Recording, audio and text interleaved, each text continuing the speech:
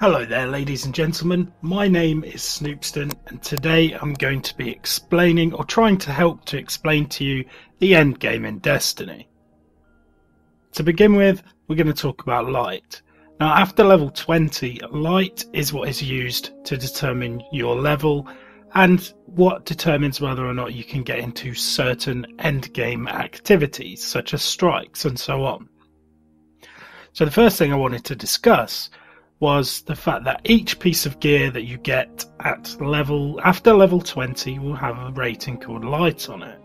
Now, legendary items start at a light of 18, exotic items start at a light of 22. Now, the reason my exotic and legendary items have more light than that is because of upgrades. Now, these upgrades allow us to increase the light and also increase some interesting statistics on our gear. But we'll go into that more later. So the first thing you're going to want to do as soon as you've hit level 20 is you're going to want to join a faction. Now, the reason you're going to want to join a faction is because it's more efficient to level a faction than it is to level Crucible and Vanguard reps separately. So once I get to this small little vendory dude over here, I will explain it to you in a bit more detail. So the faction vendors have legendaries and they have armor, and you need a rep to get them. You still need Crucible ranks or Vanguard marks, Crucible marks, Vanguard marks. But there is an item that they sell, a class item, that allows you to gain reputation for that single faction. And what that essentially means is that you are able to put all your bounties into one singular faction rather than do Crucible and Vanguard reputation separately, which means you'll be able to get to those legendaries much quicker. I'll get to the bounty person. I'll explain it in a bit more depth. I'm trying to be as quick as I can with the explanations because obviously you don't want to sit here and listen to me waffle a load of bollocks. So we look at the bounty guy, and at the moment he has bounties that give Vanguard rep and bounties that give Crucible rep. Now, by wearing that item, it would make it so that both of these bounty types gave us rep for the one faction, meaning that we could gain rep on the single faction twice as fast and get access to the legendaries that guy has twice as fast. So that's the reason that you should join a faction. A pro tip with with handing in bounties as well, is that switch out your weapons before you hand in that bounty, because the XP you get for handing in the bounty, in this case 2500, will give us that experience on one of our items, and we need that experience to be able to upgrade our items and get the extra perks, and in many cases the extra light. The next thing I wanted to talk to you about in my endgame guide for Destiny is engram farming. Now, engram farming is very important, but if you don't have the fortitude for sitting and doing the same thing over and over again, then Destiny may not be the game for you. I'll tell you about the farming spot. I'll also give you links to a video in the description that explains the farming spot in a lot more depth. But basically, what we're going to want to do here is we're going to want to go to a mission on Earth called the Last Array. I'm going to use the magic of video editing, and I'm going to move us forward in time. Well, I don't need to now, so that was a bit of a fail on my part, but let's go. So we set our destination, we go to Earth, and we go to the Last Array. Now, once you've fought through the initial parts of the mission once, you'll be able to go to this mission, resume, and start within 30 seconds of the farming spot. Now, I already have this set up, but I'm not going to show you it because I'll just link you to the other video. But what I'm going to do is I'm going to go in and resume and just show you where to go. So we will spawn here in our lovely little farm spot, and we'll head out this door. We'll get our sparrow out, and we will head off in this direction. If we can drive there without being a fool.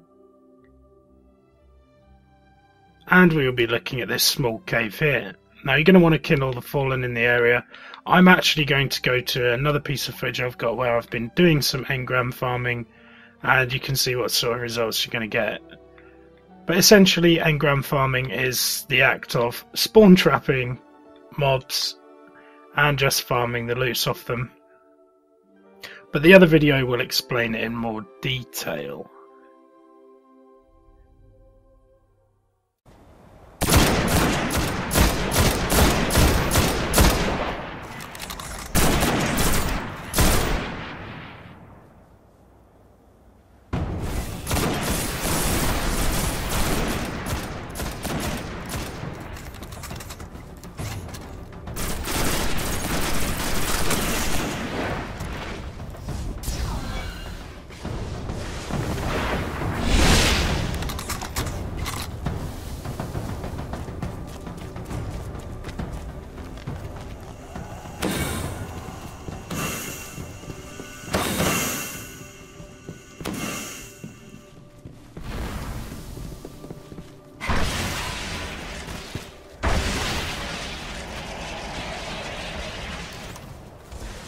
So you may be thinking, what are the positives to cryptarch farming? That's not what I wanted to say. What I really wanted to say was, what are the positives to engram farming? The positives to engram farming are, well, apart from the loot, guys, I mean, come on, it's loot. But one of the main positives is your cryptarch rank. Now this rank here works like any other reputation rank in the game. You undo so many of these engrams, and you get some reputation that goes towards the cryptarch. Now every level that he does after level 3, you will get an item in the postmaster that gives you, it can give you legendary engrams, it can also give you blue engrams. So there's that way to get your legendaries. Also, another thing that the engram farming is good for is the fact that you can get certain currencies that are hard to obtain. For example, strange coins and motes of light. Now, in the next part of the video, I am going to explain to you why these two currencies are important and why you should hold on to them.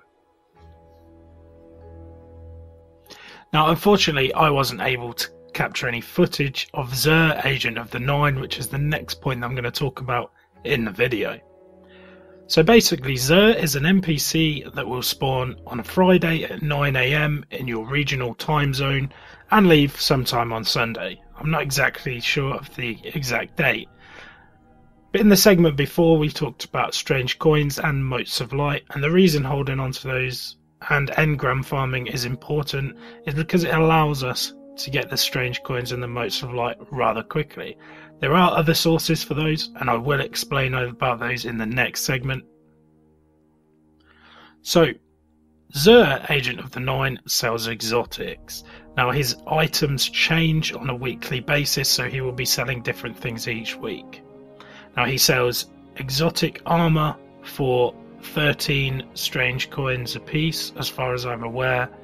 He sells an exotic engram for a random piece of armor at 23 motes of light, and he sells a single exotic weapon once a week for 23 strange coins.